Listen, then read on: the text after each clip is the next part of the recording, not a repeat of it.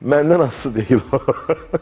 Salam, hər vaxtınız xeyir olsun, əziz tamaşaçılar. Bugün Doğma kanalda, səhər proqramında Sualım Var rubrikasının qonağı mənəm, Respublikada əməkdar artisti, Azərbaycan Dövlət Gənc Tamaşaçılar Teatrının quruluşçu rejissoru, həm də arada bir aktyorluq edirəm, pedaqoq və s. və ilaxır Nicat Kəzimov. Bu kanal mənə həddən artıq doğmadır. İlk dəfə mən Dövlət Televiziyasına 91-ci ildə gəlmişəm. 92-ci ildən isə artıq Dövlət Televiziyasının aparıcısı olmuşam və mənim üçün hər dəfə Doğma kanala gəlmək çox sevincli, çox kövrək hisslər bəxş edir. Və çalışacağım ki, bu gün sizin göndərdiyiniz suallara bacardığım qədər səmimi cavab verim. Başlayaq. Yaradıcı insanlar çox kaprizli olur. Bəs siz necə? Aydın məsələdir ki, yaradıcı insanlar kaprizli olurlar. Mənim də hansısa kaprizlərim var. Misal üçün, aktyorlar mənə ad qoyublar despot rejissor. Daha çox despotlıq edirəm məşq zamanı.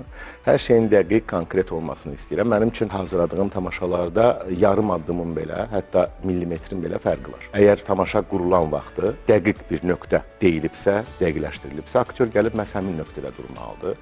Əgər o profil dayanmalıdırsa, onda profil dayanmalıdır, onun anfas dayanmağa ixtiyarı yoxdur. Yəni, kiçik şeylərə görə mən həddən artıq əsəb keçirə bilərəm. Və əslində, bu da mənim keçdiyim məktəbdən irəli gəlir. Çünki Pantomim teatrının ilk aktyorlarından biri mən olmuşam və biz orada hər şeyi millimetrə qədər dəqiqliklə etməyə çalışırdıq və edirdik. Özüm də həyəcanlanmamdan əli başladım. Sizə ad veriləndə hansı hissləri keçirdiniz? Əlbəttə ki, sevinç hissi, amma artıq mən elə bir vaxtda ad aldım ki, 10 ildir mənim adım gedirdi. İndi alacaqsan, bu saat alacaqsan, bugün alacaqsan, sabah alacaqsan. Əslində çox maraqlı bir hadisə baş verdi. Çünki Azərbaycan teatrının 140 illik yubileyidir. Tədbirin rejissorlarından da biri mən idim. Və nə üçünsə əmin idim ki, mənim adım bu ildə olmayacaq və mən fəxri ad almayacaq. Bitdi tədbir, cənab nazir, o vaxtki nazir çıxdı səhnəyə danışmağa. Mən dedim, mən çıxıram, bayıra gedirəm. Belə saxlamağa çalışırlar məni. Demə bilənlər var. Mənim xəbərim yoxdur. Biraz ləngidim, sonra dedim, yox, gedirəm. Gedəndə qapıya çatanda Kazımov Nicat eşitdim. Zaldan elə bir uğultu qopdu ki, mən artıq atamın adını eşitmədim. Bir də onda gördüm ki, hamı məni atır tutur. 2000 nəfərlik salonun ayağa qalxması mənim üçün ən böyük mükafat məsələ bu idi. Səsim açılmayıb, yox. Aktyor olmaq istəyən gənclərə hansı məsləhətləri verərdiniz? Aktyor olsunlar ya olmasınlar. Yaxşısı da olmasınlar. Olmaq istəyirlərsə, yəni başqa yolları yoxdursa ki, mən ancaq aktyor olmaq istəyirəm, mənim başqa yolum yoxdur, özümü başqa heç yerdə görmürəm, onda əzab-əziyyətə qatlanmağa hazır olsunlar. Başa düşsünlər ki, aktyor sənəti, ümumiyyətlə teatr sənəti, incəsənət həddən artıq zəhmət tələb edir. Əgər o zəhməti çəkməyə hazır olmayacaqlarsa, onda bu sənəti seçməsinlər. Çox ciddi cavablar verirəm. Mən özüm ciddiyəm ona görə. Səhnədə baş verən gülməli bir hadisə yox, danışa bilmərəm. Amma bəli, gülməli hadisələr baş verir, çox baş verir gülməli hadisələr səhnədə. Mən onu burada necə danışım? Niyə bizim aktyorlar dünya ulduzu ola bilmirlər?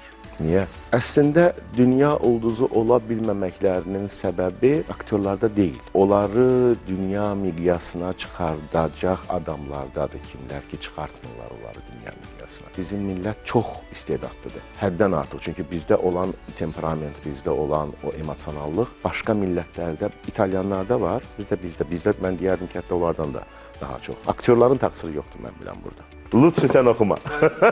Sizcə indiki filmlərimiz niyə köhnə filmlər kimi ola bilmir? Problem rejissorlardadır, yoxsa aktyorlarda? Bax, Azərbaycan illərdə film sektoru demək olar ki, dayandı. Mənlə eyni vaxtda başlayan insanlar, biz itirilmiş bir nəsil olduq. İndi başlayır. Düşünürəm ki, hər hansı bir film ərsəyə gəlirsə, biz buna sevinməliyik. Çünki onun dalınca gələn növbəti film ondan daha mükəmməl olacaq. Və imkan olanda mənə də çəksinlər. Burada çox maraqlı bir sualdır, görür sözünüzdə. İnsan doğulanda əvvəlcə həyat ağ olur. Sonra qara ləkələri biz özümüz onun üzərinə qoyuruq. Gör nə günlərə qaldım. Bugün teatrlarda hansı problemlər var? Ümumiyyətlə, problemsiz ev var. Yox. Teatrda da belə problemlər var. Sadəcə xahiş edərdim ki, imkanlı şirkətlərimi, hansısa təşkilatlarımı mütləq və mütləq teatrlara sponsorluq eləsinlər. Çünki teatr mədəniyyətimizin elə bir sahəsidir ki, o özündə bütün mədəniyyət sahələrini birləşdirir. Bu sənəti heç vaxt video və yaxud da süni intellekt əvəz edə bilməyəcək. Və tez-tez cavab vermə suallara montaj eləməsinlər. Teatr olmasaydı cəmiyyətdə bu hal necə hiss olunardı? Axı teatr həmişə olub. Əgər teatr olmasa, böyük bir boşluq olar. İnsanlar ruhu rahatlıq tapa bilməzlər bəlkə də. Ümid edirəm, ümidlərinizi qırmadım. Nə yaxşı ki varsınız. Bu qədər. Sağ olun, sağlıqla qalın.